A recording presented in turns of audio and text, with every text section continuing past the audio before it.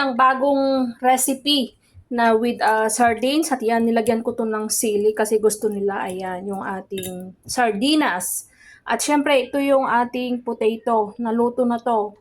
Ayan, nilaga ko na siya. Syempre, kaya kailangan ko ito mamaya yung itlog. Ayan. Ma-mesh kapag ganito ang gagamitin mo or mayroon kang equipments pa na pang-mesh sa potato. Ayan.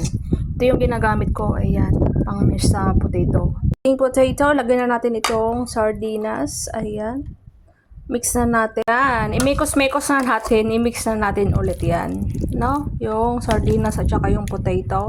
Yung lasa ng ating sardinas ball mamaya is nilagyan ko to ng seasoning, yung chicken stock powder. Ayun, yun yung ginamit ko pampalasa sa atin. Kasi yung sardines, mayroon na yung lasa. Yung itsura niya kapag once na na-mix na natin, ganyan. Oh, di ba?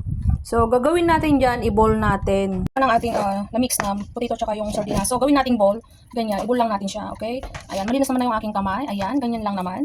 Mga kamami. Ayan siya, di ba? Oh, ayan. Yan yung itsura niya after that na na-form ko na siya ng bilog-bilog. Ayan. So, ipiprito na natin.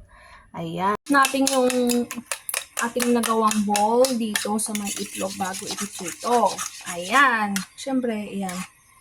I-scramble muna natin. In-on ko na rin yung stove para iluluto at ipiprito na natin. Ayan.